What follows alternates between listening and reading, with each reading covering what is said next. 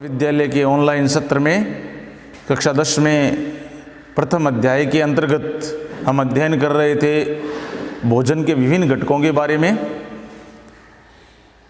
इनका जीवन में क्या योगदान है, भोजन में इनकी क्या भूमिका है और इनकी क्या उपयोगिता है, किस प्रकार ये हमारे शरीर की कायिक वृद्धि, शारीरिक वृद्धि, विभिन्न क्रियाओं, जैव रासायनिक क्रियाओं आदि को प्रभावित करते हैं। इसके अंतर्गत हमने विटामिन और प्रोटीन के बारे में पढ़ा। आज उससे अगला बिंदु खनिज कुपोषण पढ़ते हैं। देखिए, विभिन्न प्रकार के वो खनिज हैं, वो हमारे शरीर में विभिन्न क्रियाओं के संचालन के लिए आवश्यक होते हैं। हमें दिखाई नहीं देते, लेकिन वो हमें ज़रूरत होती हैं। अब वो पता है जितने भी खनिज हैं उन्हें चाहे कृषि के हिसाब से मान लीजिए या भोजन के हिसाब से दीर्घ मात्रिक और सूक्ष्म मात्रिक दो प्रकार के तत्व होते हैं। कुछ तत्व होते हैं उनके शरीर में बहुत अधिक मात्रा की जरूरत होती है, कुछ तत्व ऐसे होते हैं जिनकी बहुत सूक्ष्म मात्रा की आवश्यकता होती है। तो खनिज शरीर संचालन में महत्वपूर्ण भूमिका निभाते हैं। आप देखते होंगे, मैं आपको छोटा सा उदाहरण देता हूं अपने दैनिक जीवन से जुड़ा हुआ। हमारा ब्लड प्रेशर कम होता है, हमारा ब्लड प्रेशर बढ़ जाता है। आपने देखा होगा पानी में नमक घोलकर पीते हैं, चीनी घोलकर पीते हैं। क्यों? किस खनिज लवण की कमी हो गई कि हमें ये करना पड़ रहा है? अब बताए नमक का सूत्र क्या होता है? नमक का सूत्र होता है सोडियम क्लोराइड, NaCl। सोडियम और क्लोराइड ये हमारे शरीर में रक्त में महत्वपूर्ण भूमिका निभाते हैं। अगर इनकी कमी हो जाए तो ब्लड प्रेशर अप डाउन हो जाता है। छोटा सा उदाहरण बताया मैंने जीवन में ये कि इसके कारण हमारी ये समस्याएं हो जाती है। इसके अलावा आपने देखा होगा कई बार आप डॉक्टर के पास चेक करवाने जाते हैं, डॉक्टर चेक करवाता है आपके जी ब्लड टेस्ट करवाइए। ब्लड टेस्ट करवाने के बाद कहता है जी आपके खून कम है, खून की कमी है। हम एक शब्द लेते हैं कि हमारे तो 5 ग्राम ही खून रह गया है। ये एकदम कहना गलत है। 5 ग्राम वो किस लेवल पे है, या 5 पॉइंट खून रह गया है, ये किस लेवल पर है कि आपका ये जो 5 ग्राम है वो प्रति 100 ml की कैलकुलेशन है। ठीक है, 5 ग्राम नहीं रह गया खून। खून तो हमारी बॉडी में 7-8 लीटर होता है। तो ये 5 ग्राम क्या है?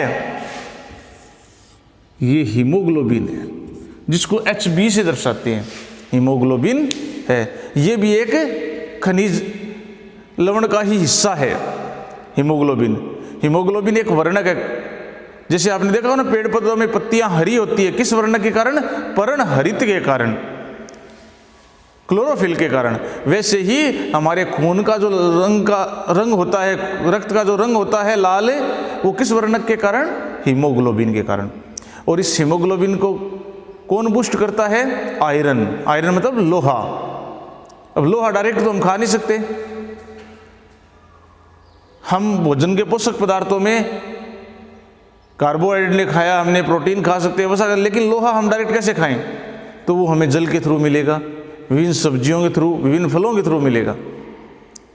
खून की कमी होने पर अनार खाने की सलाह दी जाती है। गाजर खाइए, गाजर का जूस पीजिए। क्यों?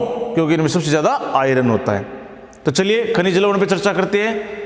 इनकी कमी से शरीर में कई प्रकार के विकार उत्पन्न हो जाते हैं। जैसे हमने 2 विकारों की तो छोटी सी बात कर ली हमने, जो दैनिक जीवन में हम देखते हैं, खून की कमी होना और ब्लड प्रेशर आना। और बहुत सारे कारण हैं, जैसे विटामिन के की कमी हो गई। अब के किससे मिलेगा? वही खनिजों से प्राप्त होगा कहीं ना कहीं, नपुंसकता दे देता है। विटामिन ई है, ऐसे बहुत सारे विटामिन भी खनिजों से जुड़े हुए हैं। तो चलिए खनिज की बात करते हैं। लौह तत्व तो रुधिर के हीमोग्लोबिन का भाग होता है और इसकी कमी से रक्तहीनता के कारण चेहरा पीला पड़ जाता है। अब देखिए, रक्तहीनता, इसको कौन सा रोग बोलते हैं? एनीमिया।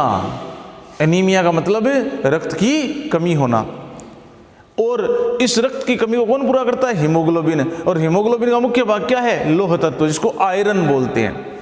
आप देखिए, लौह तत्व आयरन, आयरन की कमी से ही हीमोग्लोबिन कम हो जाता है, और हीमोग्लोबिन की कमी से रक्तहीनता हो जाती है, और चेहरा क्या हो जाता है? पीला पड़ जाता है। आपने एक छोटा सा रोग सुना होगा, हमारे यहाँ पे चलता है पीलिया, जिसको हेपेटाइटिस भी बोलते हैं। पीलिया रोग में क्या होता है? हमारी आंखें, हमारी नाखून, त्वचा पीली दिखाई देने लगती है। अर्थात एक मारवाड़ी में हमने सुना है कि खून का पानी बनना शुरू हो गया, जबकि उसमें होता क्या है? आयरन की कमी होने लगती है और हीमोग्लोबिन कम होने लगता है, खून कम होने लगता है। खून कम नहीं हो रहा, हीमोग्लोबिन वर्णक की मात्रा खून में कम होने लग गई। जैसे मैंने बताया था ना 5 ग्राम, तो ये HB है, हीमोग्लोबिन है, इसकी मात्रा कम होने लग गई। इसके अलावा आपने देखा होगा कैल्शियम, कैल्शियम प्रकृति में दूध से और दही से प्राप्त होता है। इसके अलावा प्रकृति में डायरेक्ट हम कैल्शियम प्राप्त नहीं कर सकते।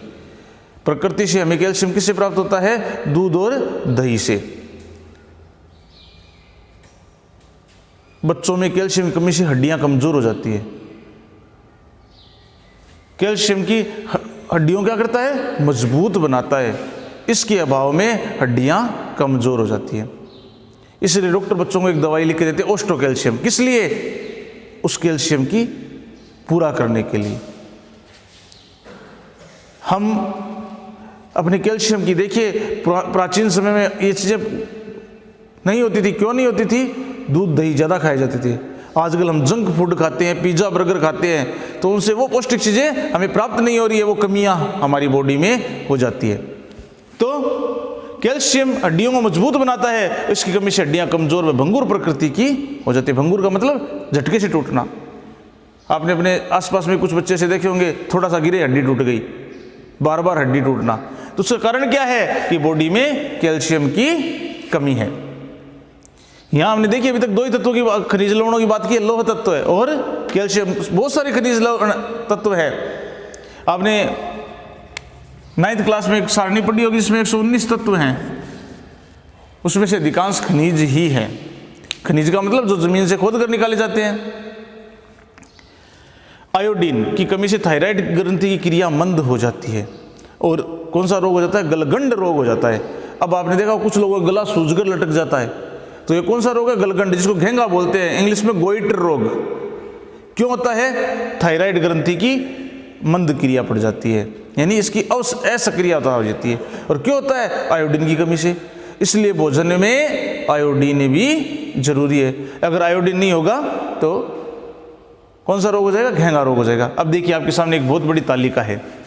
इस तालिका में हम जानेंगे विभिन्न तत्वों के बारे में, विभिन्न खनिज लवणों के बारे में, जो खनिज तत्व हैं और उनके स्रोत क्या हैं, उनके स्रोत क्या हैं और उनके कार्य क्या हैं। गौर से देखिएगा इनको और समझिएगा। सबसे पहले है सोडियम। सोडियम, सोडियम कहाँ प्राप्त होता है? सामान्य नमक से, फिर मछली से, मांस से, अंडे से और दूध से। ये इसके स्रोत हैं। क्या काम करता है? प्रमुख कार्य मांसपेशी संकुचन, तंत्रिकीय आवेश संचरण, शरीर का विद्युत अपघटन, संतुलन बनाना। आप देखते होंगे, मैंने एक उदाहरण दिया था, ब्लड प्रेशर कम होगा तो क्या आएगा? चक्कर आएंगे, आदमी गिर सकता है। संतुलन बनाना, देखिए हमारे, अगर हम अपने दैनिक जीवन से इनको जोड़ के पढ़ेंगे बहुत जल्दी याद होंगे। सोडियम हमें किससे प्राप्त हो रहा है? सामान्य नमक। मैंने सूत्र बताया था, NaCl। मछली, मांस, अंडे, हम शाकाहारी हैं, चलो ये नहीं खाते हैं, कोई मैटर नहीं है, लेकिन सामान्य नमक भी इसकी कमी को पूरा कर सकता है। मांसपेशी संकुचन, तंत्रिकी आवेग संचरण, यानी आवेग जो हमारी बॉडी में मस्तिष्क तक पहुंचते हैं उनकी में शिथिलता आ जाएगी। उसके बाद दूसरा तत्व है पोटेशियम खनिज लवण। ये पोटेशियम लगभग सभी खाद्य पदार्थों में पाया जाता है, सब, चाहे वो दाल है, चाहे अनाज है, सभी में, दूध दही सब में पाया जाता है। ये क्या काम करता है? मांसपेशी संकुचन, तंत्रिकी आवेग संचरण, शरीर का विद्युत अपघटन, संतुलन बनाना, विभिन्न कोशिकीय क्रियाओं का संचालन। अब देखिए सोडियम और पोटेशियम दोनों सेम ही काम करते हैं, तो कोई लंबी चौड़ा अंतर भी नहीं है कार्य का। अगर हम एक याद करेंगे दूसरा भी हमें याद हो जाएगा। ये भी ब्लड प्रेशर को कंट्रोल करता है। सोडियम और पोटेशियम लवण हमारे शरीर के संतुलन के लिए पहली आवश्यकता है, हम खड़े रह सकें, हम आराम से चल सकें, बॉडी के संतुलन के लिए ये दोनों तत्व आवश्यक है। उसके बाद अगला आता है कैल्शियम। कैल्शियम का सबसे बड़ा स्रोत दूध है, दूध और दही हमारे लिए। इसके बाद अंडे, हरी सब्जियों से भी हमें ये प्राप्त होता है। ये विटामिन डी के साथ साथ हड्डियां में दांतों को मजबूती प्रदान करता है। जैसे जैसे एज बढ़ती जाती है, आयु बढ़ती जाती है, बॉडी में कैल्शियम की कमी होने लगती है। तो आपने देखा होगा घुटनों में दर्द, पैरों में दर्द, हड्डियां कमजोर होना। इसके अतिरिक्त दांतों का गिर जाना, ये सब चीज क्या है? ये सब चीज है कैल्शियम की कमी का होना। उसके बाद अगला तत्व है खनिज लवण फास्फोरस। फास्फोरस हमें दूध, हरी सब्जियां, बाजरा, रागी, सूखे मेवे, यकृत और वृक्ष से प्राप्त होता है। रागी एक प्रकार का खाद्य पदार्थ है। आप सोच रहे हैं रागी क्या है? तो दूध, हरी सब्जियां, बाजरा, रागी, सूखे मेवे। सूखे मेवे मीन्स काजू, बादाम, इनसे कैल्शियम से मिलकर हड्डियां में दांतों को मजबूती प्रदान करता है। अब देखिए कैल्शियम और फास्फोरस भी दोनों एक दूसरे से जुड़े हुए। ये हड्डियों को मजबूती प्रदान करता है, त्वचा को स्निग्धता भी देता है। उसके बाद आता है लौह तत्व आयरन। ये हमें यकृत, वृक्क, अंडे, मांस, रक्त, बाजरा, रागी, दही, सब्जियां, गाजर, गुड़ आदि से प्राप्त होता है। सर्दियों में आपको पता हो सबसे ज़्यादा गुड़ खाया जाता है।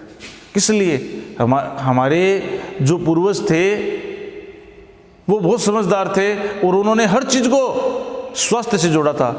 सर्दियों में देखते होंगे आप शक्कर, गुड़, बाजरे की रोटी के साथ खाए जाते हैं। क्यों खाए जाते हैं? शरीर में आयरन की कमी को पूरा करने के लिए।